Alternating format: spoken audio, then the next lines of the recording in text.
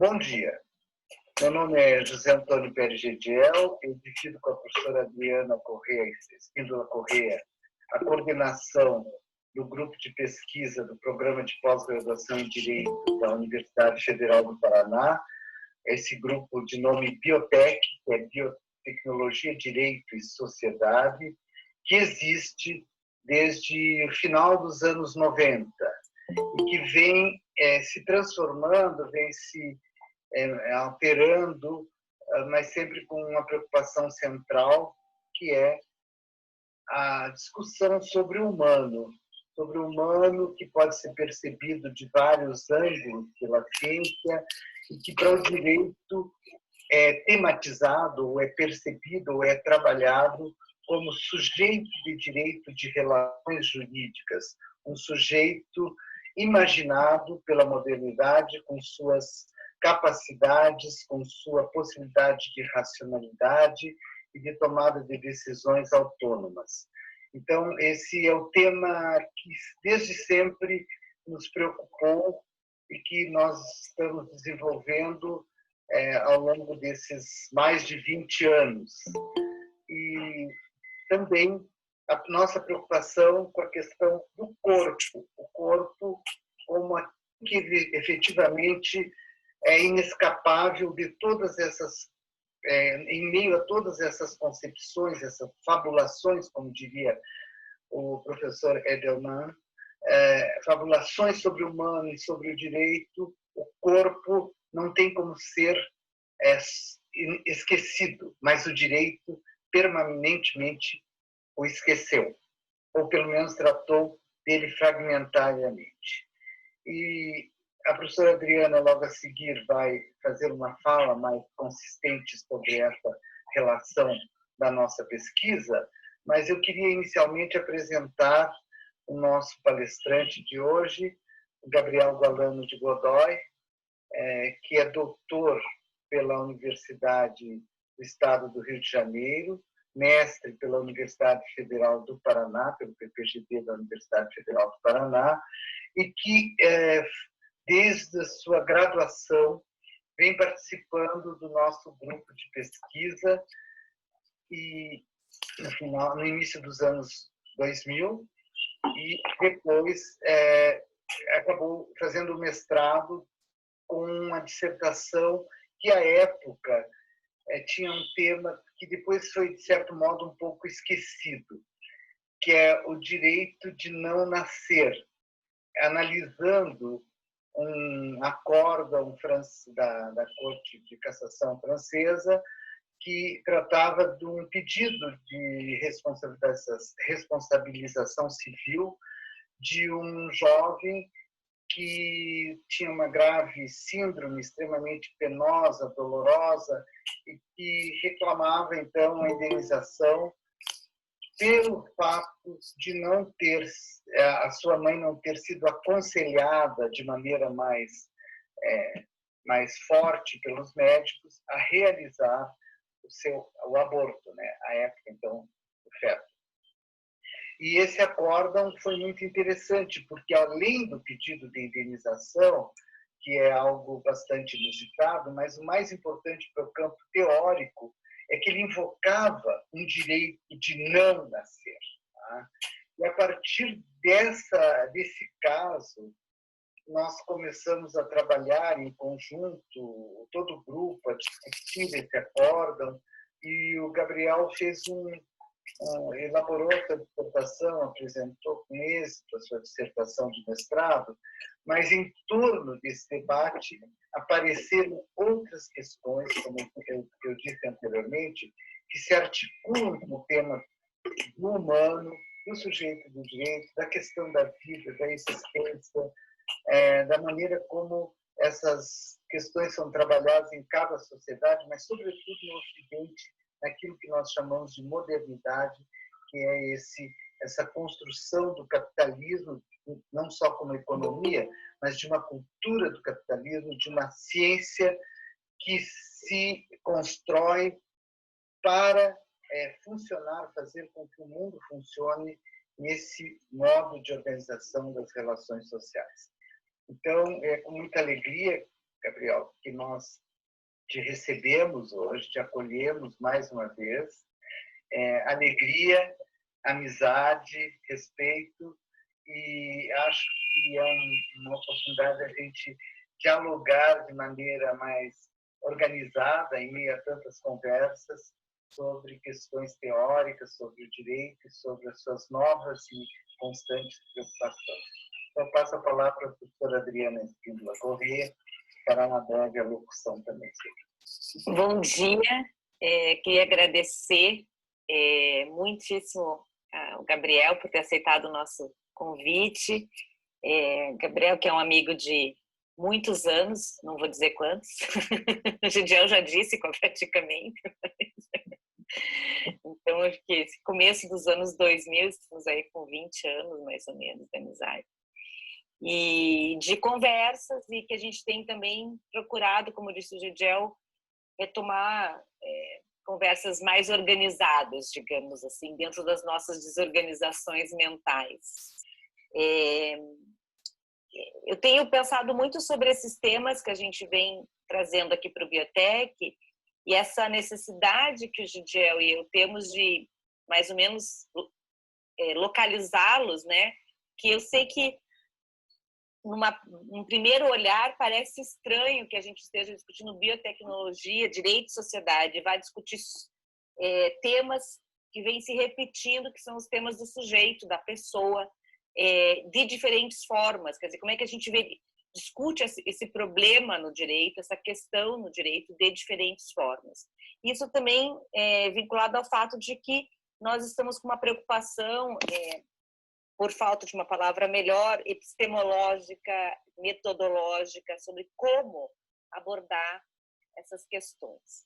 Então, pensando sobre os temas que o Gabriel vem trabalhando com refugiados e povos indígenas que não se enquadram nem sempre se enquadram nesse conceito legal, mas que podem ser assimilados a esse conceito, podem estar em situações parecidas, né, com esse conceito. Ele vai trabalhar isso melhor. E como que isso se relaciona com os nossos temas mais gerais? Eu acho que está de novo aí a questão da pessoa e do sujeito, né? Como que a gente constrói pessoas, constrói sujeitos e, ao mesmo tempo, também se produzem processos de despersonalização, de dessubjetivação. Então, esses são temas que estão diretamente ligados com as preocupações que a gente vem de diferentes modos. Por exemplo, nas nossas primeiras reuniões deste ano, em meio à pandemia, nós discutimos com o Loris, pena que nós não fizemos uma transmissão pública e gravada, sobre a questão do trabalhador, né, dos corpos trabalhadores e esses processos de subjetivação, identificação e dessubjetivação, com a discussão que trouxe da última vez o Rafael sobre a questão da criança e das construções também, das subjetivações do papel da mãe, do pai na família, e agora com esse tema do Gabriel. Acho que esse é um primeiro link que me parece muito importante que a gente compreenda. Uma outra questão é pensar que essas populações, vamos pensar, por exemplo, nas questões das populações indígenas, que parecem tão longe da discussão das tecnologias, da aceleração tecnológica. Nós que somos alunos e leitores do Laimert Garcia dos Santos, sabemos que há uma ligação absoluta entre esses temas, né? A gente constrói uma sociedade, a gente constrói esferas sociotécnicas que produzem essas exclusões dentro de uma aceleração do capital e da tecnologia. Essas não são questões isoladas. A produção de refugiados, a produção de povos indígenas deslocados, de outras comunidades tradicionais deslocadas, ela está diretamente ligada a esses processos de geopolítica global.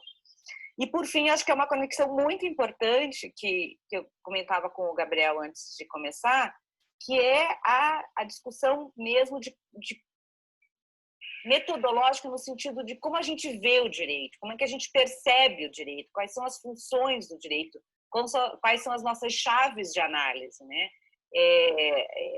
Todos nós temos essa tendência, digamos assim, quase um vício da interdisciplinariedade, de pensar o direito a partir de diferentes chaves e como permitir esses diálogos. Então, essa questão, como eu realizo esses diálogos, como eles se tornam importantes e permitem outros olhares para essas mesmas questões, isso é uma pergunta que é comum também às nossas pesquisas.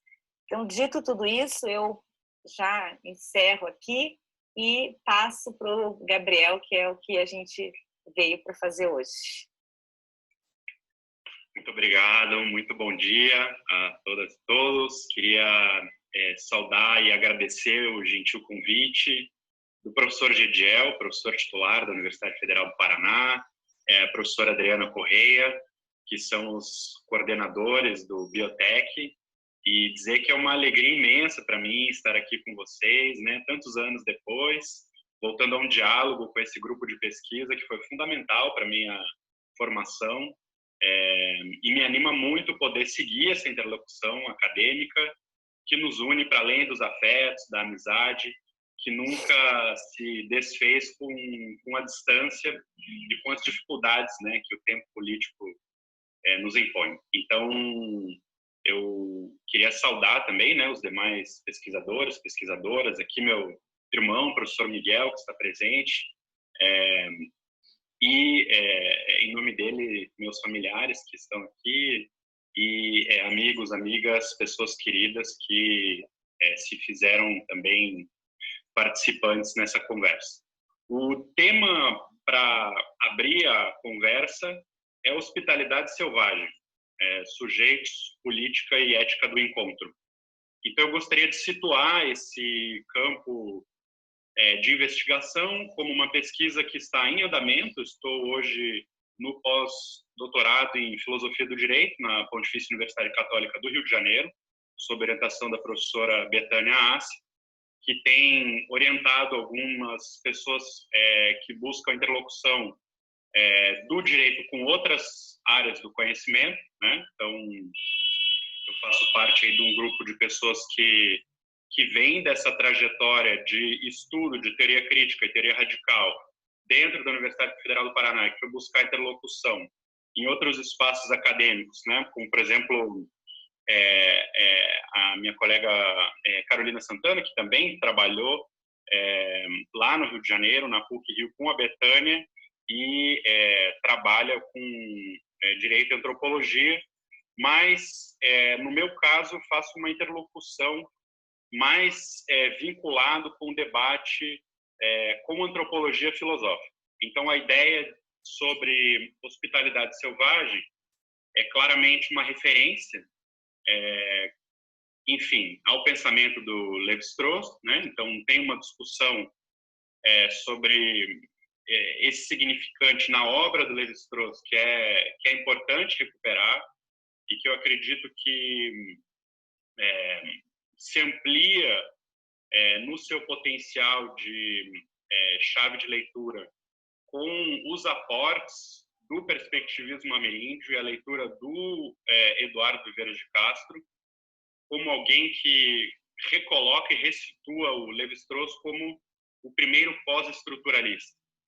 Então, o esforço é rediscutir um pouco esse significante para dar conta de um diagnóstico do mal-estar contemporâneo. Quer dizer, nesse momento em que nós estamos vivendo diferentes camadas das emergências contemporâneas, né, que são emergências humanitárias, sanitárias, risco incrementado, né, de impactos de desastres por conta de fenômenos naturais que têm consequências socioeconômicas muito graves, nós percebemos que se existe um mal-estar, esse mal-estar é, de certa forma, um mal-estar da hospitalidade, né? Um mal-estar que vem da hospitalidade no seu sentido etimológico, né? De hospitalidade como uma palavra que se desdobra tanto no radical de hóspes como de hostes. Então, esse saber fazer, né, não só com a hospitalidade, mas com a hostilidade, que nós vemos aflorar de maneira muito brutal hoje em dia, está na ordem do dia daquilo que é difícil nomear, mas que integra o nosso modo de sofrimento, né? Então, hoje que nós somos obrigados a estar em quarentena, em isolamento social por conta da Covid-19, percebemos todas as contradições dessas diferentes formas de fazer quarentena. Nós podemos fazer uma discussão crítica sobre qual é o modo de vida contemporâneo, quem são as pessoas que podem e que não podem estar em casa, e quem são as pessoas que seguem em risco, né? Então, a ideia é um pouco discutir esse problema. Nós estamos falando de um momento em que 1% da humanidade está em processo de deslocamento forçado. Então, nesses últimos 75 anos, né, simultaneamente à criação das Nações Unidas, nós também temos os 75 anos da bomba de Hiroshima. Existem uma série de tecnologias, de dispositivos, de instituições que foram pensados para dar conta do mal radical e da violência que foi pensada no contexto do pós-Segunda Guerra Mundial. E, de certa forma, o que nós percebemos é que, muitas décadas depois, isso não foi capaz de conter o deslocamento forçado e as experiências de despossessão, dessubjetivação, que estão articuladas, né, com a situação concreta de vida de milhares de solicitantes de refúgio, pessoas refugiadas, deslocadas internos, pessoas apátridas, etc. Então, o que eu gostaria de discutir é exatamente isso. Quer dizer, quando se fala em hospitalidade selvagem, pode-se pensar que existe uma hospitalidade anterior, a qual se recoloca uma espécie de dispositivo estatal de hospitalidade que está na base do sistema de proteção internacional, e que impõe um dever aos estados de acolhida das pessoas que estão em risco de morte, buscando salvar suas vidas em outro território.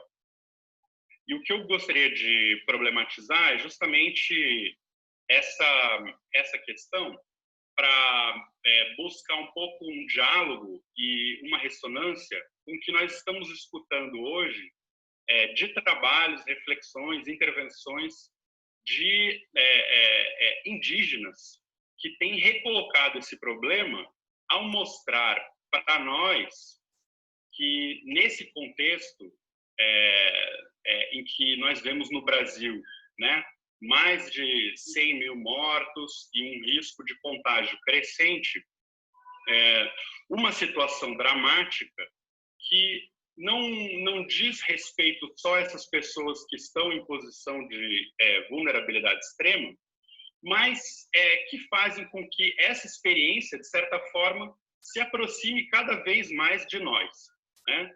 Então, o Ailton Krenak, por exemplo, vai mostrar como ele viveu essa experiência de se sentir um refugiado dentro da sua própria terra, precisou sobreviver às experiências de despossessão, processos de dessubjetivação, e, no entanto, ele e seu povo têm tido a capacidade de resistência por muitos séculos. O que ele não sabe é se hoje em dia os brancos que estão se vendo nessa posição de isolamento, de certa forma, mas também de risco de contágio e de serem objetos de experimentos de violência, serão capazes também de rearticular novas formas e novos modos de vida. Então, isso permite ressituar um pouco a ideia de hospitalidade selvagem, um pouco como perspectiva que nos abra para um futuro, para como o pensamento indígena pode liberar uma outra maneira de lidar com essas experiências, de forma a compreender um pouco um outro dispositivo de hospitalidade, que está ligado a uma rearticulação dos modos de se encontrar. Então, eu situo um pouco o trabalho problematizando esses significantes, né? A ideia é justamente um movimento de recolocar a questão da hospitalidade como uma hospitalidade de encontro, quer dizer, a ideia de encontro permite um giro de análise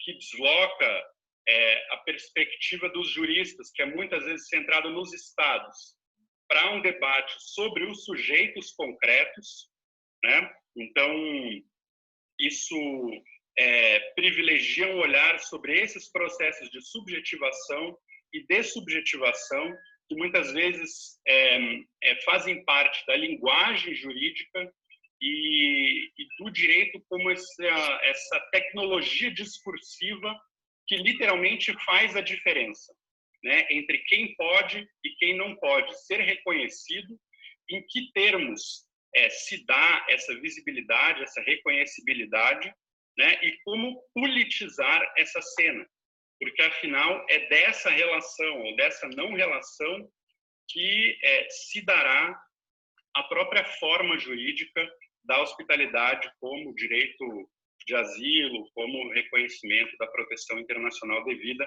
Alguém que está em risco de morte pede uma tutela de proteção para um outro país estrangeiro.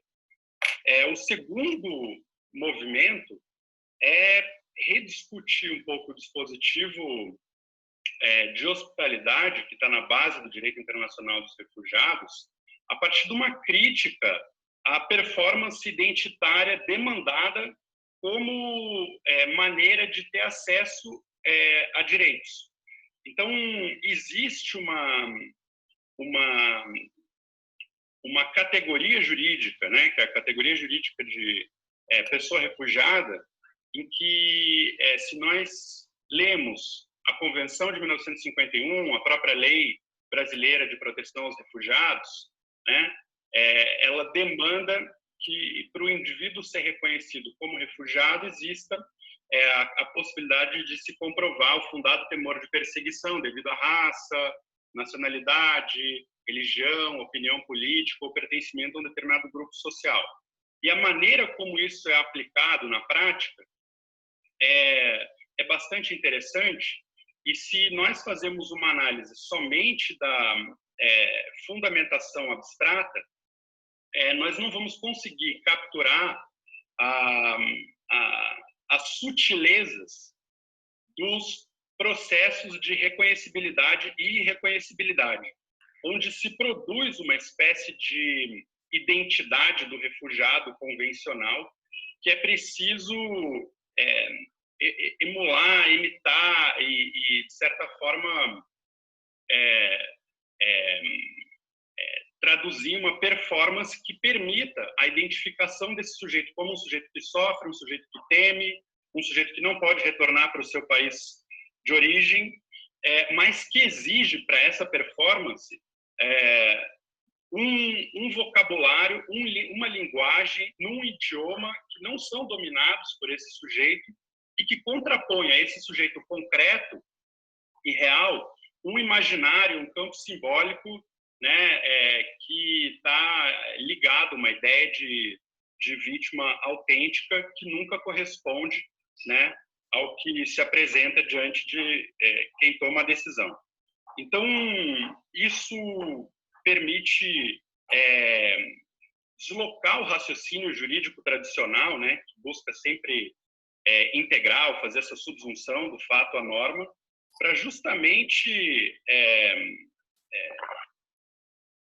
mostrar que o que se trata não é só de ressituar o debate sobre políticas identitárias para dizer que é preciso estender e ampliar o rol de proteção a novas tipologias, né, de proteção. Então, a gente tem, no Dia Internacional dos Refugiados, essa preocupação com é preciso reconhecer também as vítimas de graves e generalizadas violações de direitos humanos. Depois, é preciso também reconhecer como refugiados as vítimas dos desastres naturais. Então, tudo se passa como se fosse possível, por uma ampliação da tipologia, resolver, a partir do direito, esses conflitos que estão ligados a contradições e antagonismos sociais profundos, que, na verdade, mesmo com a ampliação do rol protetivo, não garantem, de fato, uma resposta de proteção para esses sujeitos. Então, quando se recoloca o tema do encontro, o que isso me permite trabalhar é justamente o problema não da, digamos assim, da tipologia que se deve ampliar no campo do direito internacional dos refugiados, mas uma discussão que nos permita pensar a sua própria topologia, quer dizer, qual é o lugar desses sujeitos fora de lugar. Então, eu acredito que quando nós pensamos no encontro, isso permite uma categoria de análise que nos oferece essa vantagem, né, em termos metodológicos e analíticos. Então, o que eu busco recolocar é que quando nós pensamos no lugar dos corpos fora de lugar,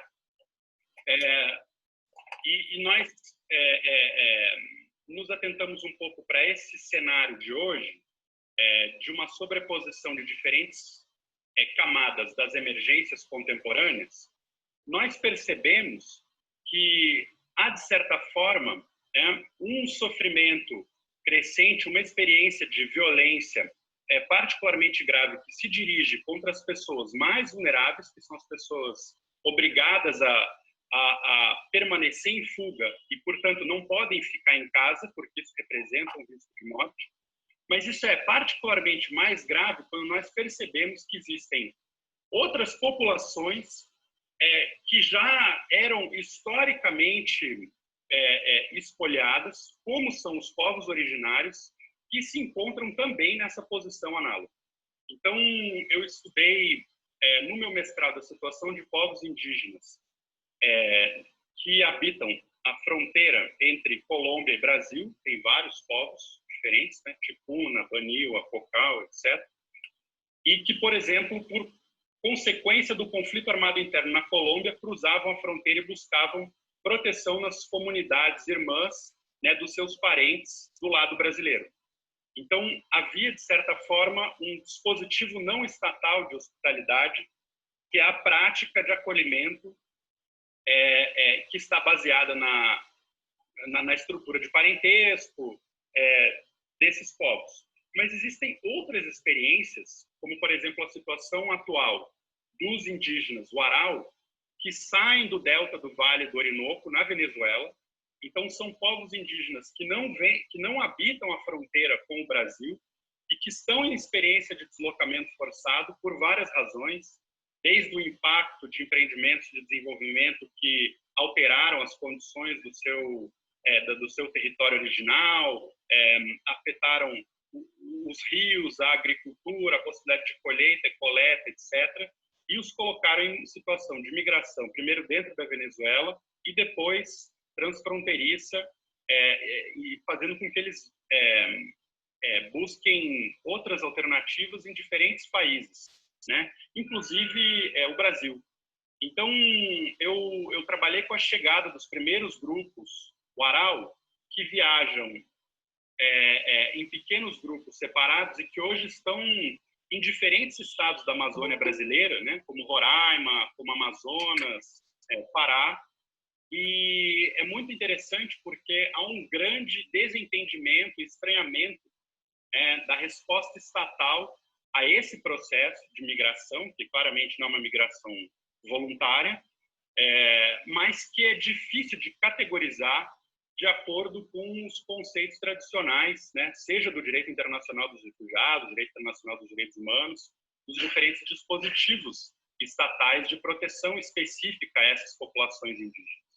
Então, quando a própria FUNAI se deparou com essa situação e foi chamada a responder como órgão competente para trabalhar com populações indígenas no Brasil, né, para não dizer do Brasil, já que as populações precedem o Estado e têm direitos originários positivados na própria Constituição da República de 88, a FUNAI teve uma reação que foi dizer que o seu papel não é reconhecer povos, que o seu trabalho é se dedicar à atenção aos povos indígenas do Brasil, mas no caso do Uaral, eles são índios estrangeiros, porque eles são da Venezuela. E, portanto, essa questão coloca um tema que a mim me parece extremamente interessante, porque ela nomeia de estrangeiro uma população originária. Uhum. Isso não é por acaso.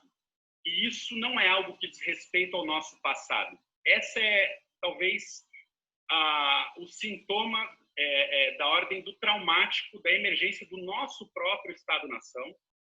Então, quando eu penso o encontro como categoria de análise, eu penso justamente em privilegiar a ideia do encontro colonial como esse encontro originário, violento, que precede a gênese do Estado-nação e que se dá num processo de invasão, enfim, genocídio, etnocídio, escravidão dos povos indígenas, numa época em que o discurso filosófico, né, na época colonial, legitimado por diferentes escolas de pensamento que versavam sobre o ius commerci, ius visitationis, etc., como, por exemplo, Escola Ibérica da Paz. Depois, no tempo moderno, isso é retomado, né, pela leitura kantiana da ideia de direito de visitação, a partir de um direito cosmopolita, que já pensa a relação não só entre Estados, mas do Estado com o indivíduo estrangeiro, como uma obrigação de hospitalidade, que é não tratar esse outro nem como cidadão, nem como inimigo.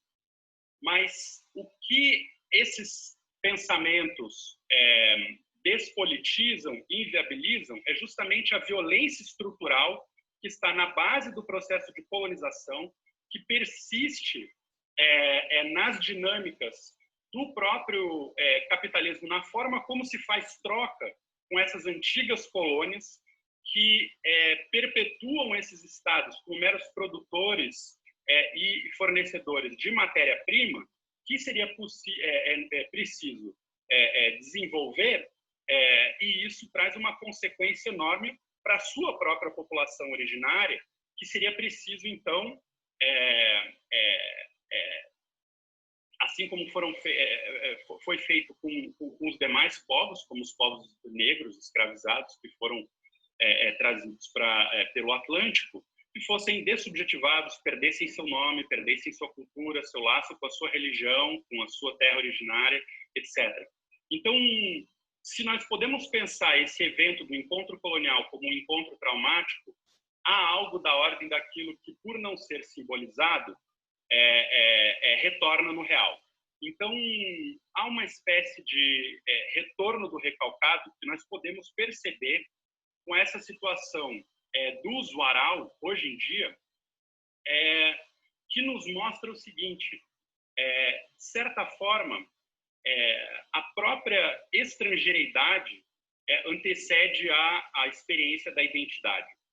Então, se nós formos privilegiar a categoria de encontro para pensar criticamente os impasses do reconhecimento, há pelo menos um duplo movimento que se impõe, que é um reconhecimento não só do outro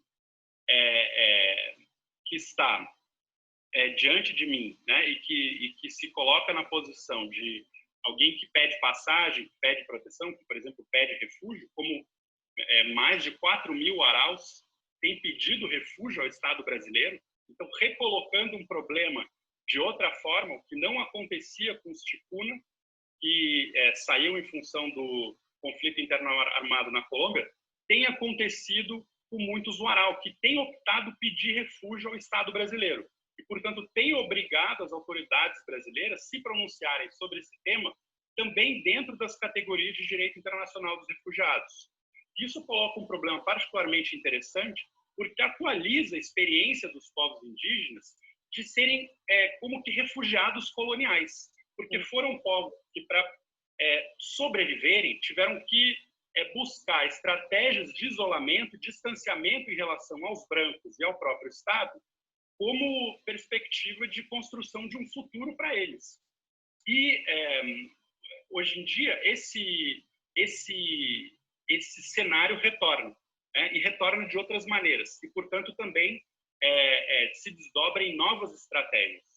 Então, há uma experiência que é particularmente interessante, né, no caso dos índios Warao, que retomam, de certa forma, um pensamento da hospitalidade que claramente não é o pensamento da hospitalidade condicional kantiana, mas também não é só uma espécie de proposta de hospitalidade incondicional na linha derridiana, de simplesmente se apagar as fronteiras e se permitir a chegada de alguém sem que eu precise saber o seu nome,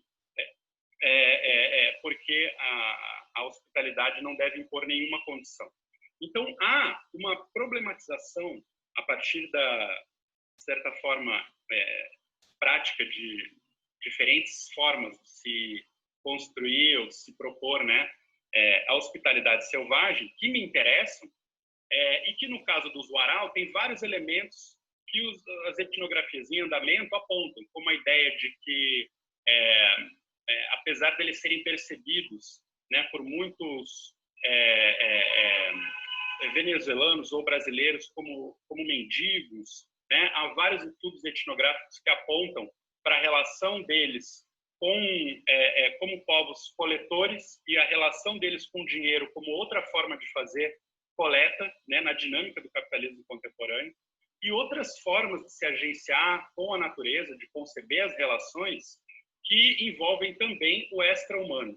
Então, por exemplo, eles que vêm do delta do Vale do Orinoco têm buscado se assentar no delta, no Pará, que alguns estudos têm apontado que guarda muitas ressonâncias e semelhanças com o delta do território original. Então, essa forma de se compor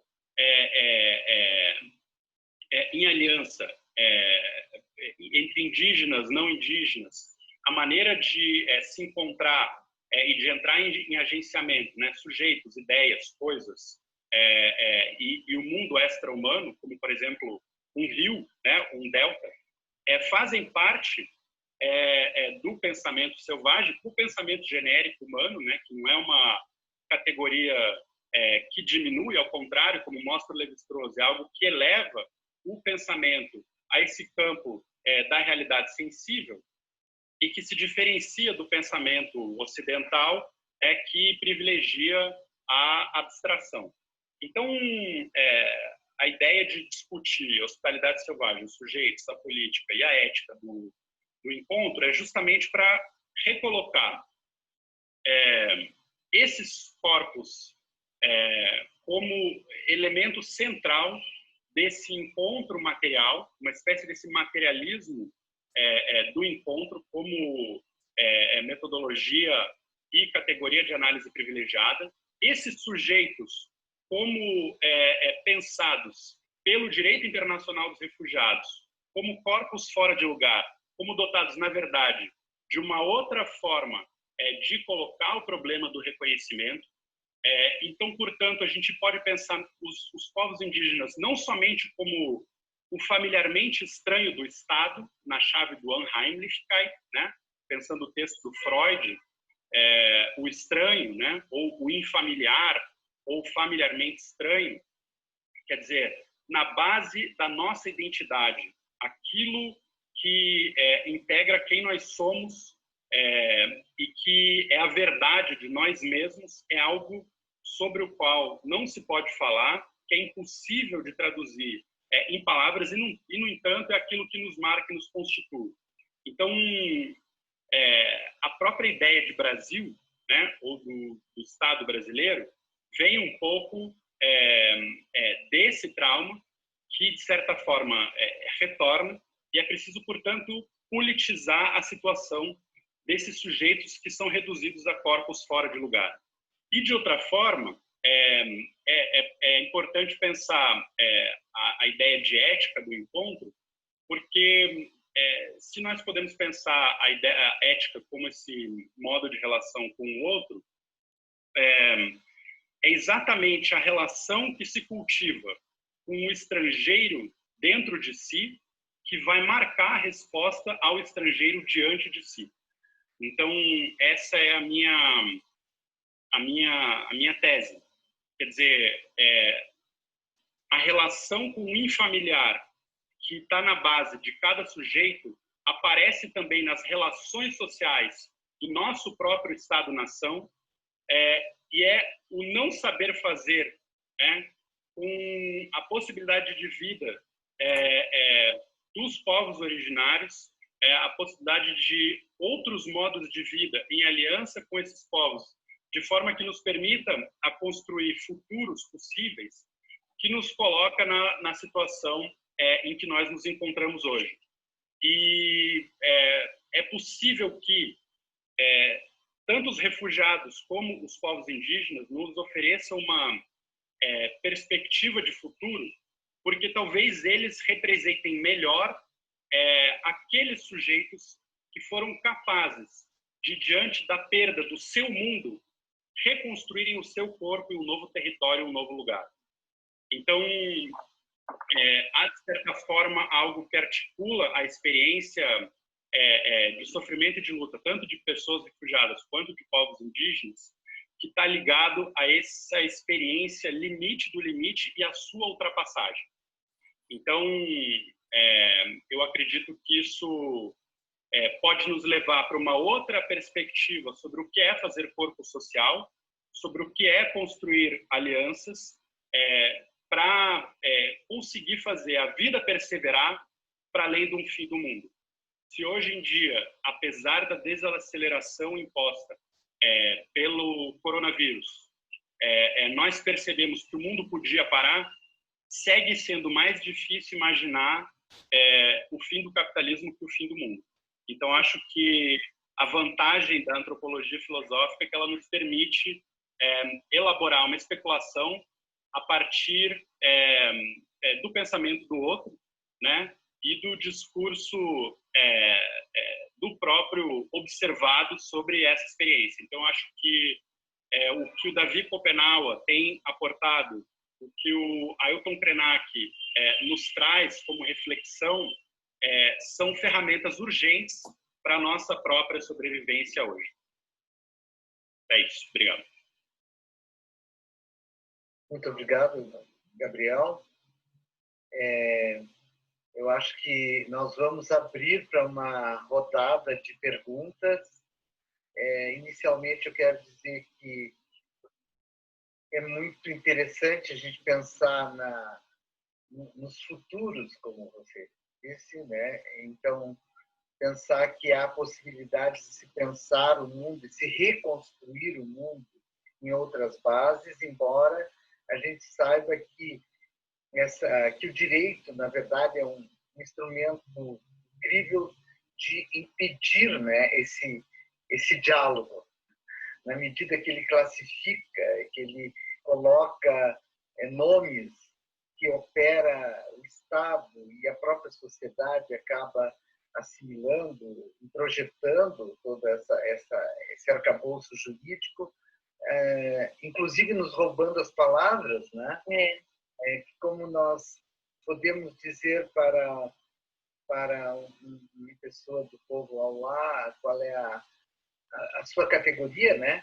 Então não existe, eles são o que o povo deles é, e não é um refugiado, não é um venezuelano, não é um indígena não brasileiro, não é um indígena do Brasil, né? Mas no Brasil, nesse caso, com muito maior propriedade, porque que ele acabou de estudar, e ao mesmo tempo como ele se identifica e como há uma exigência intransponível de vida, né, e de busca de modos de vida que recuperem o seu lugar no mundo, como essa história de ir para o Delta, né? Então, eu queria só uma provocação, mas não é pergunta. Depois alguém vai fazer as perguntas melhor, mas eu queria pensar também nesses estrangeiros que somos nós, né? Esses estrangeiros que as relações capitalistas de trabalho relegam a um outro mundo, né? A um apartheid social enorme, né? Que habitam as periferias, que transitam por espaços constituídos de formas que não obedecem ao urbanismo e à urbanização e à urbanidade, e à civilização e à civilidade que reina nos bairros mais abastados, ricos, né? Então, como essa estrangeiridade ela é constitutiva mesmo da desigualdade e como ela é aproveitada pelo direito e pelo Estado, né? Não somos todos estrangeiros, mas nos tratamos todos como estrangeiros, né? Então, eu queria só jogar essas ideias soltas para animar o debate, né? E penso que a professora Adriana pode dar mais um empurrãozinho para o debate. Eu tenho algumas coisas para comentar e para também algumas provocações, mas eu acho que eu vou primeiro perguntar se alguém quer se manifestar ou se eu posso falar, se alguém quiser fazer uma intervenção já. Professora Adriana, eu gostaria. Fernando, por favor. Obrigado. Bom, em primeiro lugar, bom dia a todos. Me chamo Fernando. Parabéns, Gabriel, pela tua fala. Obrigado por dividir a tua pesquisa com a gente. Eu estou participando do Biotech há muito menos tempo do que você. E desde que eu entrei no Biotech, sempre ouvi falar do Gabriel Gualano e finalmente tive a oportunidade de ouvir. Então, obrigado por dividir com a gente o que você tem estudado e o que você tem pesquisado e, mais do que tudo, né, o objeto do teu trabalho. Eu vou retomar uma pergunta do início da tua fala, um comentário que você fez, qual é o lugar dos corpos fora de lugar. Eu gostaria de associar essa pergunta que você fez a uma outra pergunta ou um tema, uma discussão que você propõe nesse artigo que você indicou como texto base da discussão de hoje. Uma pergunta que aparece naquele artigo, eu tomei nota, por que algumas formas de vulnerabilidade têm mais importância que a outra? Esse é um tema que me preocupa bastante, que eu tenho bastante interesse em discutir, porque a partir dele tem se discutido também a própria ideia do conceito de refugiado. E isso você explora muito bem nesse artigo que eu fiz referência. Há quem diga que há quem advogue pela ampliação desse conceito de refúgio, mas há quem pense em sentido contrário, que uma eventual ampliação desse conceito poderia fragilizar aqueles que se encaixam no conceito. E achei bem interessante porque no início da tua fala você resgatou essa discussão, né? Então, eu gostaria de poder ouvir um pouco mais a partir dessas duas perguntas e também relacionar isso ao próprio tema da apresentação, na medida que havia toda uma grande expectativa pela nova lei de imigração, que já não é tão nova assim, mas a gente ainda continua chamando ela de nova, né? Porque os temas que você traz hoje, sobretudo em relação às populações indígenas, esse tema foi alvo de um grande debate em razão do veto ao parágrafo 2º do artigo 1º, que exatamente tratava, eu tomei nota de resgatar ele aqui, como ele é extremamente curto, vou tomar a liberdade de ler, que foi vetado, né? Então ele dizia que são plenamente garantidos os direitos originários dos povos indígenas e das populações tradicionais, em especial o direito à livre circulação em terras tradicionalmente ocupadas. Eu vou copiar a fala do professor Gidiel.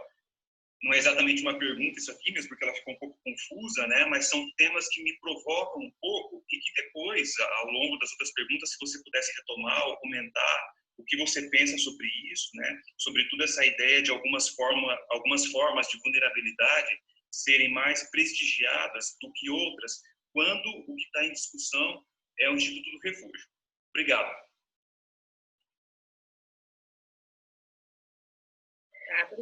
Eu acho que a gente Obrigado. faz uma rodada. Faz uma ronda? Ok. Alguém mais queria se manifestar antes do Gabriel falar? Então, acho que eu vou fazer uma... Oi, professor, com licença. Rafael, claro. Mesmo pergunta mais burocrática isso, mas quanto tempo leva, mais ou menos, para alguém de não nacionalidade brasileira conseguir toda a documentação para se encontrar regularmente no país? Um refugiado ou algo do tipo? É um longo caminho, Rafael.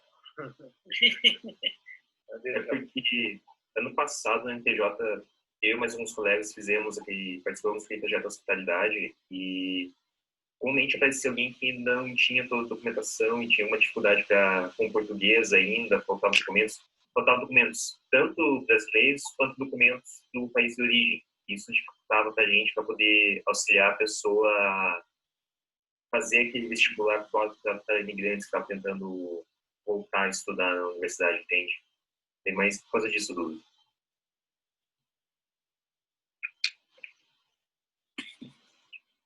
Eu gostaria de fazer uma pergunta também. Guilherme, pode falar. Gabriel, você comentou a respeito dessa necessidade de desobjetivação dos migrantes, né? Mas também, em seguida, comentou que essa possibilidade de abertura de fronteiras, como um conceito, se não me engano, do Derrida, que isso também não seria, talvez, a solução. Você acha que... Porque, assim, a Corte Interamericana vem vem privilegiando o princípio da não devolução. Então, se isso como não favoreceria um reconhecimento das pessoas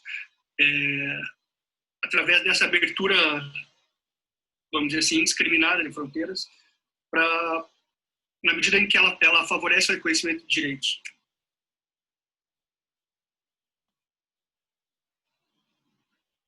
Gabriel, acho que eu vou te passar a palavra e depois eu faço mais um comentário e você volta, talvez fique melhor, para não ficar tanta coisa ao mesmo tempo.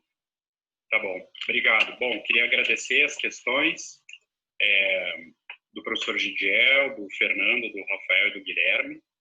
Vou buscar ampliar um pouco o que as próprias perguntas abriram, né? Vou começar pelo final. O Guilherme retomou a discussão sobre o Derrida. Então, a minha leitura é a seguinte: no recorte do direito moderno, a fundamentação do direito internacional dos refugiados está em Kant. Se nós formos ler, por exemplo, o opúsculo A Paz Perpétua, nós vamos ver Kant inaugurando o campo do direito cosmopolita. Ele vai dizer, já não é o campo do direito público que regula a relação do indivíduo com o cidadão, nem o campo do direito internacional que regula as relações entre Estados-nação, mas um campo da relação do Estado com o estrangeiro. Então, na base do pensamento kantiano, a posse comum da terra faria com que nós tivéssemos que pensar o dever geral de hospitalidade como lei universal. Então, ele percebia como a chegada a um território estrangeiro não deveria ser respondida com hostilidade. Óbvio que isso é extremamente interessante porque convive com os interesses europeus, né, desde os processos de colonização e que seguiam também no século XIX, e que me parece interessante politizar. A crítica filosófica pela filosofia francesa contemporânea, na chave derridiana, vai mostrar o seguinte: veja, o Kant retoma uma larga tradição que a gente poderia reconstruir, mas que eu coloco aqui como duas referências. De um certo lado, na época colonial, a ideia de ius visitationis, ius commerce, etc., e que no pensamento kantiano poderia ser pensado como uma espécie de hospitalidade de visitação ou um pensamento da hospitalidade condicional. Porque quem decide, no limite, se a pessoa não é inimigo e não é cidadão, é o Estado-nação. E essa decisão do Estado é sempre uma decisão de poder visitar, mas não uma autorização de poder permanecer. Então, é um pensamento limitado, portanto, condicional da hospitalidade. A crítica derridiana vai oferecer uma resposta que retoma Kant, mas que, aos modos derridianos, né, o desconstrói. Então, ele vai, como ele costuma fazer, trabalhar com a ideia de etimologia, mostrar que hospitalidade e hostilidade derivam do mesmo radical. Então, como há sempre uma ambiguidade, uma ambivalência na questão da hospitalidade, a hospitalidade como questão fundamental para a própria filosofia, para a desconstrução. E no caso do Derrida, ele faz um diálogo muito bonito com a antropologia do Mauss para pensar a ideia de dádiva, de pura dádiva. Na mesma linha, ele trabalha a ideia de hospitalidade também como hospitalidade incondicional. Quer dizer, ele mostra tanto a posição de estrangeiridade de Sócrates, quanto a ideia de que nós temos uma leitura da hospitalidade na tradição do pensamento ocidental vinculada à posição de soberania, de soberano como soberano sobre a sua própria casa, e as regras de visitação serem codificadas por essa posição de soberania, que ele implode quando ele propõe uma hospitalidade radical que seja uma hospitalidade que não deve perguntar quem chega, quem vem, qual o seu nome, por que você quer entrar, por quanto tempo, etc. Então, a hospitalidade filosófica derridiana é uma hospitalidade pura, né, de acolhida sem condições. Então, é claro que isso é extremamente interessante como instância crítica, mas ela não permite, de certa forma, privilegiar algo que eu busco iluminar com o deslocamento da análise para a categoria de encontro. Porque não se trata só de dizer que existem fronteiras, que há uma violência da fronteira e que é possível, com uma hospitalidade incondicional, quase que apagar os efeitos nefastos dessa situação. Porque, no limite, o encontro entre sujeitos, o encontro com a diferença, com radicalmente outro, não elimina nunca a barreira, a fronteira, a distância que existe entre o eu e o outro. Então, é isso que é preciso tematizar. A gente só consegue rediscutir reconhecimento, pensar outras modalidades de reconhecimento, antipredicativo, etc., se nós fizermos essa leitura. Então, eu penso um pouco esse problema da abertura de fronteiras reformulado pela categoria de encontro desses corpos sujeitos concretos que se encontram e que, portanto, se deparam mutuamente, não só com o estrangeiro diante de si, mas com o estrangeiro dentro de si, e é dessa mútua afetação que pode sair algo da ordem de uma relação, mesmo quando é a não-relação que estrutura essa própria cena de, entre aspas, intersubjetividade, né? Então, há algo dessa diferença estrutural que está na cena do encontro e que me parece fundamentalmente importante para pensar processos de subjetivação e dessubjetivação. Agora, sobre o tema da não-devolução, é claramente uma boa estratégia de fundamentação a partir do ponto de vista jurídico, né? Eu mesmo trabalhei com a tese de utilizar o princípio amplo de não-devolução para expandir o campo de proteção do direito internacional. Então, no momento em que nós éramos muito criticados por defender uma solução para a chegada dos haitianos, logo em 2010, depois do terremoto, o CONARE não tinha interesse em proteger os haitianos como refugiados. E as primeiras respostas foram respostas de deportação, inclusive deportação massiva. Sabendo da posição estatal contrária ao reconhecimento da condição de refugiado aos haitianos, mesmo o Brasil tendo uma definição mais ampla, né, que permite permite reconhecimento da condição de refugiado, mesmo para vítimas de grave e generalizada violação de direitos humanos, a minha estratégia foi dizer o seguinte: dentro do Pacto de Direitos Civis e Políticos, existe uma cláusula que proíbe o tratamento cruel, desumano, degradante. Então, pela vedação de um tratamento equiparável a isso, há uma proibição do Estado de devolver um sujeito a uma situação que é uma situação de trato desumano, cruel ou degradante. Portanto, você devolver um sujeito que foge de um país destruído pelo terremoto, que não tinha condições materiais de buscar a sustentação da sua própria vida, dos seus familiares, era devolver as pessoas para essa situação, o que seria bloqueado por um princípio mais amplo de não devolução, não com fundamento na Convenção de 51 sobre o direito dos refugiados, mas com base no Pacto de Direitos Civis e Políticos. Então, essa visão ampliada do non-refoulement, né, que pode ser pensada também à luz da Convenção contra a Tortura, da Convenção dos Direitos da Criança, etc., me parece estrategicamente interessante a partir do ponto de vista jurídico. E eu acredito que o trabalho no campo do sistema interamericano dá um passo adicional, porque a Convenção Americana de Direitos Humanos, no artigo 22.7,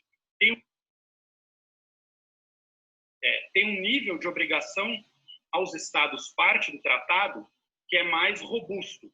Quer dizer, se a gente lê a Declaração Universal dos Direitos Humanos, no seu artigo 14, e a própria Convenção da ONU sobre o Status de Refugiados, de 1951, a pessoa tem direito de solicitar asilo. Mas no vocabulário da Convenção Americana, a pessoa tem direito de solicitar e receber a proteção como refugiado. Então, há um direito subjetivo da pessoa de ser reconhecida como pessoa refugiada. Então, são dois pontos para expandir o seu raciocínio, Guilherme. Sobre o tema do Rafael, o professor Gidial já antecipou, eu fico muito satisfeito de saber do projeto Hospitalidade, porque, enfim, nós aqui ajudamos, né, a gerar as condições de possibilidade, o projeto floresceu, nós tivemos muitas notícias positivas com a abertura da universidade para os alunos migrantes, refugiados, né, tivemos a formatura de uma refugiada síria que se formou arquiteta e que se formou na Universidade Federal do Paraná. Hoje o professor Gidial orienta o Amer, né, que entrou no doutorado. Então, eu acredito que... perfeito. Então, o professor Gidial com a professora Tatiana Friedrich, que tem levado adiante e encabeçado o projeto, isso permite uma abertura da universidade. Então, realmente, de certa forma, a própria lei e a convenção não estabelecem prazos. A jurisprudência do sistema interamericano, quando pensa o processo administrativo, trabalha com um estándar de prazo razoável, né? Então, o prazo que o Estado deve respeitar é um prazo razoável. E a nossa lei 9474, a Lei de Refugiados, não coloca esse prazo. Então, se a situação de desproteção reitera a situação de vulnerabilidade da qual a pessoa fugiu, todas as tutelas de urgência protetivas são aplicáveis para a proteção da vida refugiada também no país de acolhida. Em relação à questão do Fernando, sobre o lugar dos corpos fora de lugar, a discussão sobre formas de vulnerabilidade mais ou menos importantes, a lei de migrações, começando pela lei de migrações, o veto é um veto triste, mas ele não é um veto que muda a hermenêutica a favor do reconhecimento dos direitos dos povos originários, porque isso está na Constituição, né, isso está também faz parte das obrigações assumidas pelo Estado brasileiro, que é parte, por exemplo, da Convenção 69.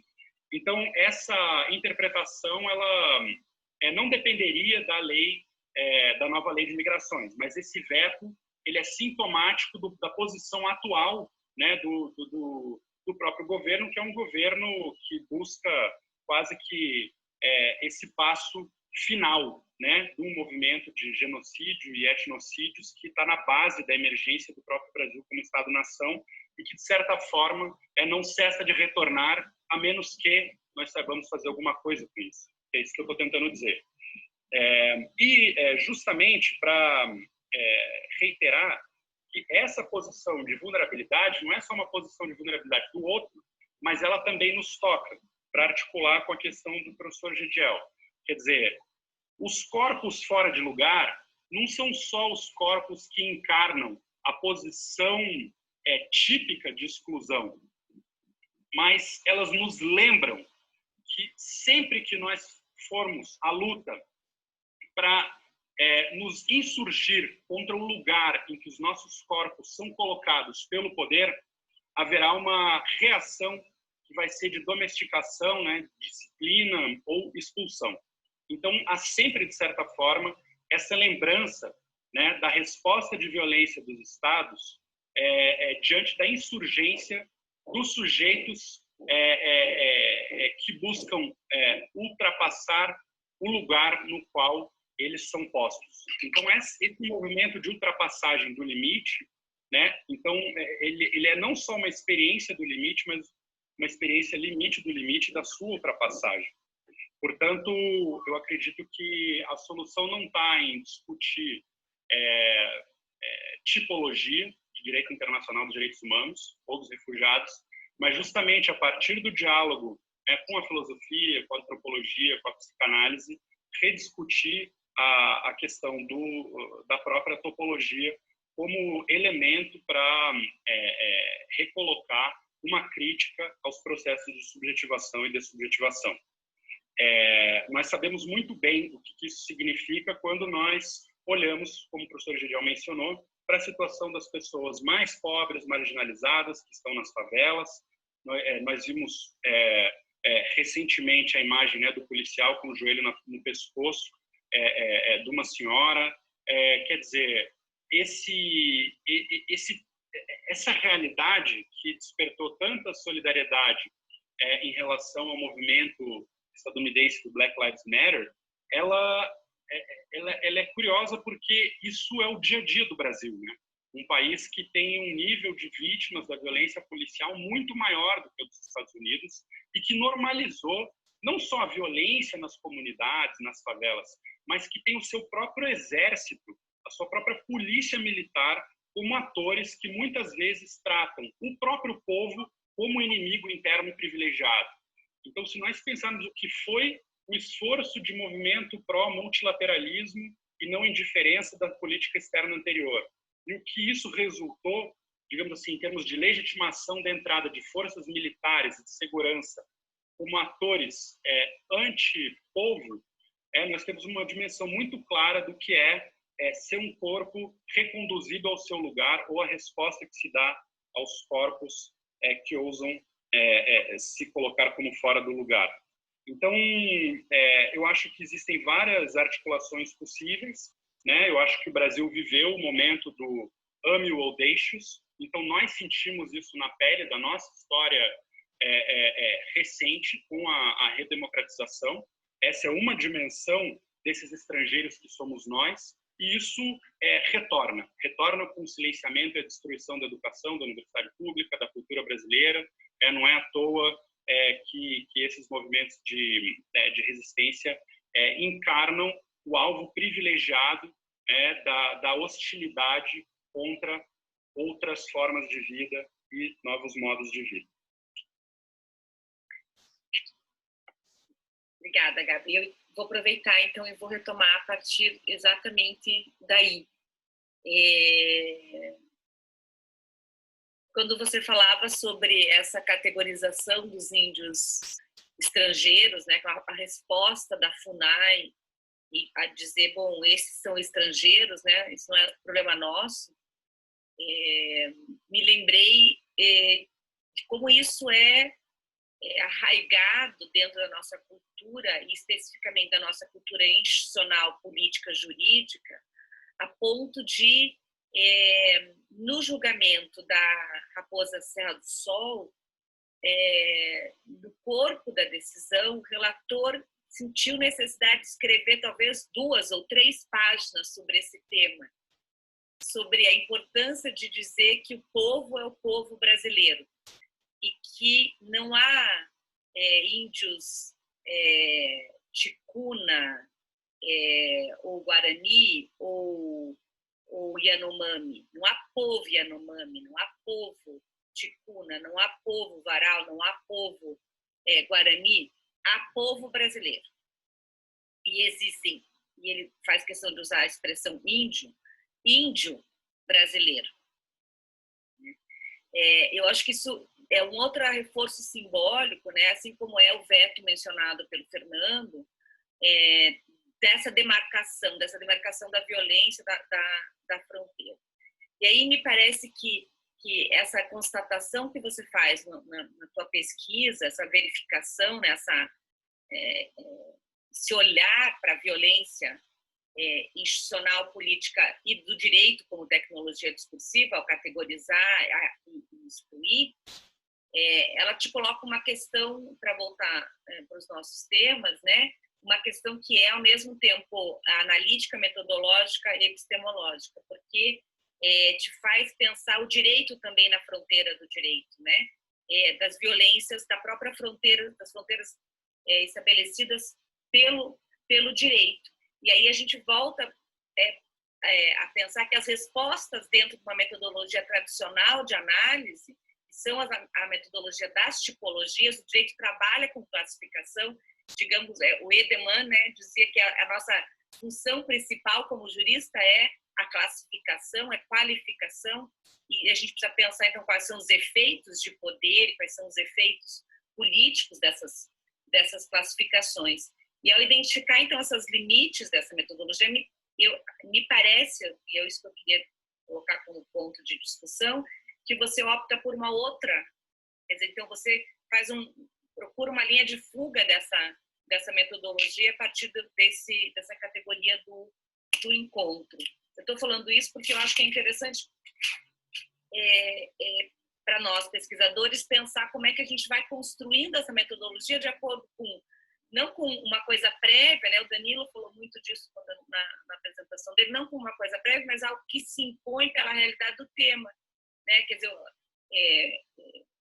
não como um elemento dado, mas um elemento que vai sendo construído na análise, dentro da realidade do tema também. Isso eu anotei aqui, fiz umas anotações para não me esquecer.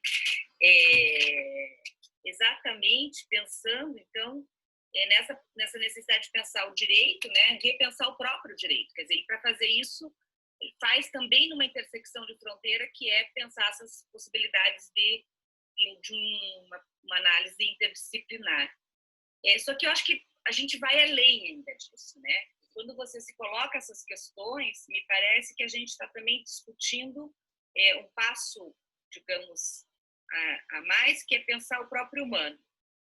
E aí a gente está não apenas na fronteira do direito, mas na sua base, né? Revolvendo e escavando as suas bases. Então, você veja como é que é a questão, como é que o direito responde a uma questão que ele simplesmente não tem instrumentos de análise. Quer dizer, os Farol estão lá no Delta porque aquele lugar é o lugar onde eles conseguem reconstruir a sua existência.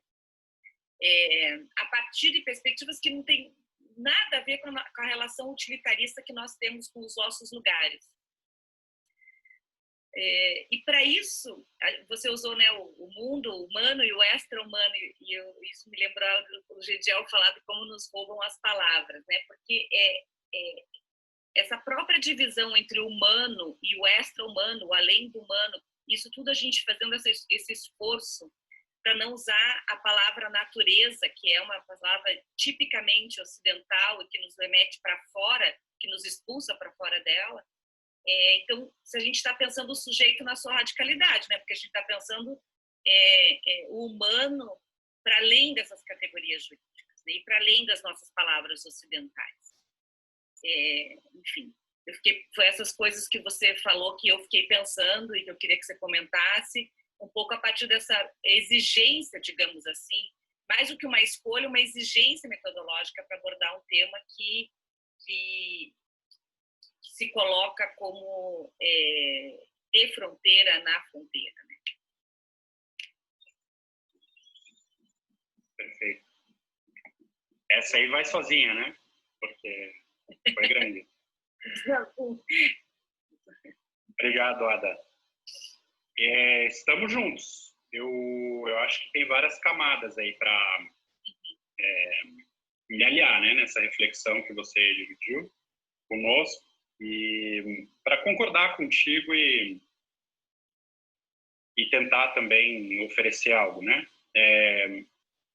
Eu acredito que a ideia de pensar o indígena como índio estrangeiro, ela é central. Ela é central porque mostra o que não só o que é o índio, mas o que somos nós, né? Diante do próprio capitaloceno, se eu pudesse resumir assim, né, o zeitgeist atual, talvez nós pudéssemos ser percebidos exatamente assim. Então, há uma violência dessa nomeação que tem vários desdobramentos, que é claramente uma violência que está ligado à violência do direito, das categorias jurídicas, das suas exigências para reconhecimento, oferta de proteção, etc., né, para a sua própria resposta. Mas também isso oculta um processo de violência mais estrutural que permanece e que retorna sob diferentes formas, com recortes temporais, históricos, etc., mas que está ligado a uma violência, uma dispossessão que é da ordem não só de roubar as palavras do sujeito ou de demandar que o sujeito somente fale dentro do código que é legível, audível, reconhecível, etc., né, pelo Estado, mas é o roubo da língua, é o roubo da terra, é o roubo da vida, é o roubo da própria capacidade de existência do povo, como povo. Então, é isso, quer dizer, o índio nunca será estrangeiro nesse sentido, porque são povos que precedem a própria arquitetura do Estado-nação. Então, quando você recoloca o debate sobre Raposa Serra do Sol e o raciocínio dos juristas, que é um raciocínio anti-constituinte, é um raciocínio anti o que foi proposto pela UNE, né, pelo próprio Ailton Krenak na performance, que é o grande evento político da nossa redemocratização, é uma trapaça. Essa ideia de povo brasileiro e essa ideia de uma amálgama entre os diferentes povos como a base da nossa identidade nacional é o grande aparelho de Estado, né? É a própria mistificação que concede um destino para esses sujeitos e esses povos que foram vítimas de uma violência estrutural que não cessa de retornar até hoje, né? Tendo em vista que a política hoje é uma política de destruição, né? Uma política de morte pela cura, né, desses sujeitos. Então, eu acredito que existem várias análises que nos permitem recolocar esse problema, né?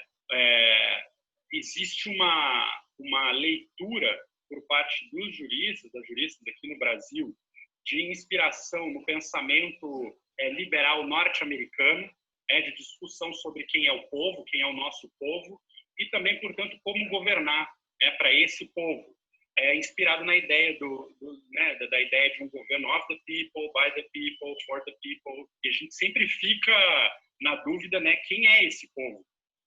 E eu acho que essa resposta da decisão, ela esclarece muito bem, né? Então, provavelmente com uma leitura de filosofia crítica, eu poderia dizer com Agamben, por exemplo, que existe uma fratura biopolítica originária na ideia de povo, porque todo o povo com P maiúsculo representa sempre duas coisas. De um lado, a comunidade política, é o coletivo a quem o Estado-nação deveria proteger, mas povo sempre também, como nós sabemos muito bem do léxico político, o marginal, é quem está fora, é a pessoa na posição de vulnerabilidade, né? É justamente o povo explorado, etc. Então, é dessa cisão que nós estamos falando. Quem conta como povo? Que vida conta como sujeito político? Não é à toa que mesmo a nova lei de migrações, por mais que seja um esforço em termos de narrativa, não alcançou a visão de pensar esses sujeitos como sujeitos políticos. Então, há um déficit de cidadania, de direitos políticos, porque a nossa tradição é pensar essas pessoas como destituídas de agência e de capacidade de ação política. Então, é por isso que é tão folclórico, né, o debate sobre povos indígenas como dissociados da própria imagem de povo que tem os juristas da Corte Constitucional Brasileira. O que mostra como eles estão atrasados ao processo constituinte de 87, 88. Então, é um imenso passado que nós temos à nossa frente, e por isso a importância de agentes como Ailton Krenak, como Davi Kopenawa, né, o melhor tratado de análise marxista, né, a definição de branco do Davi Kopenawa como povo das mercadorias. Então, eu acredito que é possível desdobrar a ideia de povo brasileiro, até como ela era pensada pelo Darcy Ribeiro, à luz do perspectivismo ameríndio, com o aporte de uma leitura do Lévi-Strauss numa chave pós-estruturalista, de outra forma, para privilegiar não essa análise do multiculturalismo liberal, mas justamente para oferecer a chave analítica, metodológica e suas consequências epistemológicas, né, para uma crítica do multiculturalismo ao se liberar a perspectiva da filosofia ameríndia, né, como uma filosofia multinaturalista. Então, o pensamento indígena sobre a ideia de ponto de vista, a partir dos primeiros debates, né, de etnografia, seja o Vieira de Castro discutindo a guerra, a máquina de guerra, Tupinambá a partir dos cantos dos Araueté, etc., até o elastecimento disso, quando se percebe que no pensamento indígena, animal também é gente, nós temos uma nova forma de pensar a própria questão do humano, né? Então, isso, de certa forma, não só universaliza mais o nosso universalismo, mas abre uma perspectiva para uma certa ideia de multiplicidade, de multiverso, né? Que nos dá chaves, não só de instância crítica, mas de construção de perspectivas de futuro. Então, eu acredito que isso é extremamente interessante e é extremamente potente, mesmo a partir do lugar do direito, se houver agenciamento e aliança com esses pontos de vista. Porque é claro que há uma violência estrutural do direito e da sua linguagem, mas se nós podemos pensar o discurso jurídico como tecnologia discursiva, mas também podemos pensar nesse artefato tecnológico para realizar outros movimentos, uma chave que pode girar para os dois lados. Então, quando eu vejo os Warau pedirem refúgio, eu vejo estratégia. E essa é a vantagem da antropologia, ou a vantagem da psicanálise, né? Diferente do filósofo, você não precisa dar resposta, você pode perguntar para o outro o que ele acha daquilo, o que aquilo representa para eles. Então, o fato deles criarem perspectivas de luta, estratégias de reconstrução dos corpos em novas territorialidades, ressignificando fronteiras, alianças e agenciamentos, né, entre humanos, extra-humanos, etc., é extremamente interessante, não só do ponto de vista epistemológico, mas também do ponto de vista político, né? Então, aí se liberam até novas ontologias, né? Então, é uma consequência epistemológica, mas é também uma consequência, como diria o próprio Viveiros de Castro, de sair dessa posição de monarquia ontológica, né? Onde o humano é um sujeito que foi animal, né, mas deixou de ser porque vestiu a nudez da sua natureza com a capa da cultura. Como nós sabemos, né, desde o Lévi-Strauss, isso não é bem assim. Maravilha. Lidiel. Bom, eu acho que nós podemos ver se tem alguma urgência de manifestação. já agradecendo e parabenizando o Gabriel por esse amadurecimento teórico, por essa arguta, não só observação, mas de se colocar no mundo, no momento em que nós estamos vivendo, e estar atento para toda essas tecnologias discursivas, né, o direito em especial, e como é que isso acaba gerando mais violência, mais exclusão, como a gente pode retrabalhar esse discurso para tentar girar a chave para o outro lado. Eu acho que o Gabriel acabou nos dando uma série de pistas, né, para que os nossos trabalhos, e eu me dirijo especialmente aos colegas que participam do Biotech, do nosso grupo de pesquisa da pós-graduação em Direito da Universidade Federal do Paraná, para que a gente pense o direito para além do direito, mas sem esquecê-lo, né? Ou seja, ele continua sendo o nosso objeto de preocupação, ele continua sendo o nosso objeto de investigação, mas para percebê-lo nas suas fraquezas e nas suas possibilidades, enfim, para tentar viver, né, um momento de grande crise, né, segundo o Mesaros, uma crise que não é uma série de pequenas crises, mas crise em todos os fundamentos do capitalismo do Estado moderno, né? Então a gente está vendo isso, né? Como é frágil, né? Quando você não consegue responder para 400 pessoas com um mínimo de coerência, não diria coerência, com um mínimo de abertura de possibilidades para a vida dessas pessoas, usando um aparato jurídico, dizendo, não, vocês não são índios brasileiros, né? Vocês não são refugiados, então fica pulando de um lado para o outro, não, você não é refugiado, você é índio venezuelano, você é índio brasileiro. Então, acho que essa reflexão do Gabriel demonstra, né, o seu nível de maturidade, de reflexão, e a gente fica muito orgulhoso de ter contribuído para os primeiros pauzinhos da construção, não é nem alicerces, né, os gravetinhos, e esses gravetos, o Gabriel soube transformá-los assim, em pilares, né, da sua reflexão, com auxílio, obviamente, também de outros colegas, e um abraço assim, carinhoso à professora Betânia Sá, que também contribuiu na sua tese de doutoramento e vem agora no seu pós-doutorado, ajudando e ampliando esse campo, esse horizonte teórico de reflexão, tá? Tão rico, tão importante e tão necessário, né? Eu sempre gosto de repetir o Darcy Ribeiro, dizendo que a verdadeira ciência, a ciência no Brasil não faz sentido, a não ser que ela tenha como a principal missão, pensar o Brasil como problema. E eu acho que isso é muito bom, porque nós temos a possibilidade, a riqueza de debate aí.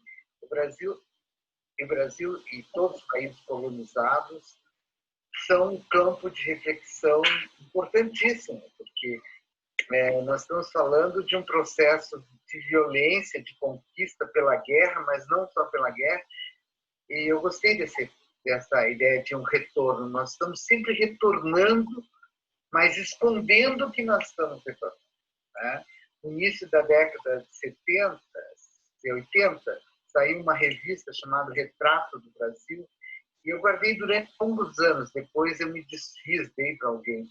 A capa dessa revista eram adolescentes da favela no Rio de Janeiro, todos negros, presos, algemados pela polícia, e o fotógrafo teve a felicidade de enquadrá-los, mas era exatamente a mesma posição que o Debré, um desses franceses que vieram na missão francesa depois de Dom João VI, tinha captado uma cena de escravos sendo presos, que que haviam fugido e conduzidos de volta ao lugar onde estavam escravizados. Então, como se repete, como nós estamos sempre retornando, como esse arcaísmo colonial, ele colou na nossa pele de uma maneira, nos nossos corpos, na nossa vida, nós mesmos. Eu acho que essa contribuição da psicanálise, de o outro estranho, familiarmente estranho, né? Essa falta de reconhecimento de nós mesmos, né? Então, quando você falava da questão norte-americana, da teoria crítica, do constitucionalismo crítico, mas também é preciso pensar que talvez aí não esteja a resposta, porque a experiência das reservas indígenas surge nos Estados Unidos. E o que é uma reserva, se não um campo de concentração ampliado? Uma vez eu li numa revista francesa, há muitos anos, Porto Alegre, na década de 70. Me chamou a atenção, uma revista tinha um artigo chamado Hitler e as peles vermelhas. Mas o que o Hitler tinha a ver com as peles vermelhas?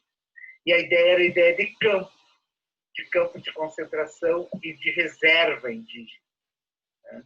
E depois, agora, com as leituras recentes desses autores como Agamben, né, a gente percebe esses instrumentos assim, de exclusão, de nudificação, de retirada, de despossessão, né, e de posse pelo outro, né?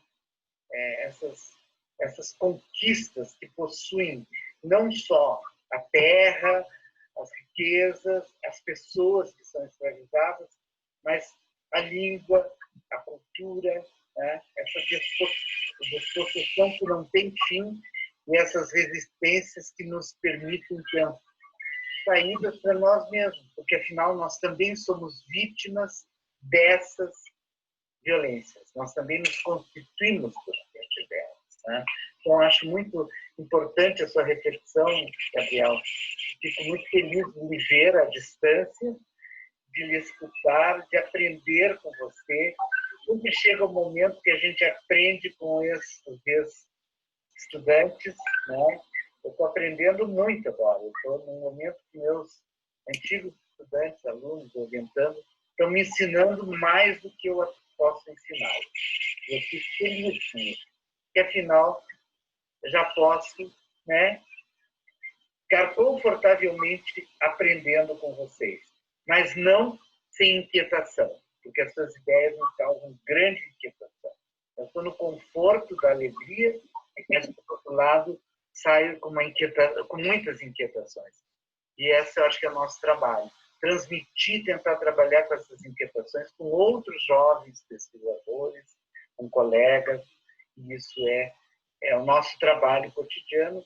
Também um trabalho não muito reconhecido, mas que tem uma importância, sim, e isso nos alimenta para seguir adiante. Muito obrigado, Gabriel, pela sua presença, sua fala, sua amizade, né? Estou vendo a Diana ali batendo palmas. Além de ser a mãe do Gabriel, uma grande amiga e uma companheira de jornadas também, né, que tem sido muito rica. Espero que a gente consiga continuar nesse caminho. Muito obrigado, professor. Eu que agradeço, né? Você que é meu mestre, enfim, foi meu professor 5 anos na graduação em Direito na Universidade Federal do Paraná, foi meu orientador no meu mestrado, né? E participou da minha banca de doutorado e é alguém que é fundamental no meu percurso intelectual, a alegria toda minha, e especialmente de dividir isso com a Adriana Corrêa, que também é alguém que lia os meus textos, me dava que, enfim, sempre foi uma pessoa que se colocou numa posição de também apoio. Sem vocês, com certeza eu não estaria aqui. Então, eu fico bastante emocionado de estar com vocês nesse momento. Eu acredito que esse processo do diálogo, né, do Biotech, em abrir o campo de reflexão do direito a partir do diálogo com outros campos do conhecimento, ele é fundamental. Eu acho que nós somos aí os antropófagos do direito da UFPR, né, nessa bricolagem e aventura aí de se dedicar a refletir sobre o que não é nosso, né, mas também de nos apropriar disso. Eu acho que esse retorno deve liberar também esse retorno às boas tradições antropofágicas aí, tropicalistas, para esquentar um pouco o sul do Brasil. Eu gosto muito da ideia do Viveiros de Castro, quando ele fala que o chocalho do xamã é um acelerador de partículas, né? E o professor Gidial, ele tem esse devir xamânico aí, de capacidade de transição entre os diferentes mundos e tradução, né? Que nos equipa, assim, a quem convive com ele e segue os passos, que é o que a gente tenta fazer, né? Poder entrar em diálogo com o mestre. Então, eu acho que o compromisso do Biotech de pensar o Brasil como um problema é fundamental. Eu me lembro da sua titularidade, em que o professor colocava esse ponto, né, que como um dos compromissos da sua trajetória intelectual. Eu acredito que o que nós estamos tentando fazer é pensar como descolonizar esse problema brasileiro e o seu inconsciente. Então, isso está ligado a uma reabilitação de uma teoria radical que é possível ser deduzida e recolocada para o debate público, porque, como você falou, o retorno da reserva indígena se ampliou como espaço de perigo, não só para esses povos, mas para nós também. Então, esse momento do antropoceno, ele mostra que o humano se tornou uma força geofísica e nós somos capazes não só de destruir algumas reservas, né, mas de destruir a própria morada do ser, a própria terra como hospitalidade, lugar da hospitalidade dos humanos, dos extra-humanos, se coloca em risco. Então, se nós não conseguirmos aprender com quem sobreviveu ao fim do mundo, né, talvez nós mesmos não poderíamos testemunhar, mas eu acredito que há futuro por vir. Eu acredito que o esforço do Biotech de discutir a potência do futuro a partir de uma nova leitura das novas tecnologias e sua rearticulação com o pensamento crítico é uma das chaves, né, para esse debate. Eu fico muito, muito satisfeito de seguir essa interlocução com você, com a Ada, com os pesquisadores e pesquisadoras do Biotech. Então, muito obrigado pela acolhida, pelas palavras carinhosas, um abraço grande e até o nosso próximo encontro. Obrigada, Gabriel. Só vou registrar que uma emoção super grande, super feliz, e eu acho que assim, me sentindo muito grata, assim, com essa caminhada conjunta, né? Que a gente tem com esse privilégio de poder acompanhar e discutir, amadurecer, angustiar e encontrar saídas para essas questões que vêm nos atormentando e que novas questões que vão surgindo, outras perspectivas, enfim, porque a gente também tem esse privilégio de poder pensar a pesquisa, que sempre é vista neste mundo ocidental como uma atividade isolada, solitária, de a gente poder ter entre nós dessa solidariedade, esse caminhar conjunto, assim, que faz com que tudo seja muito melhor, não mais fácil, mas melhor.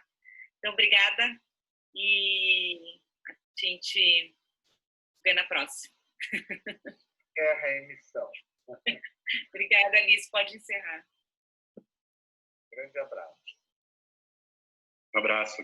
Bom dia.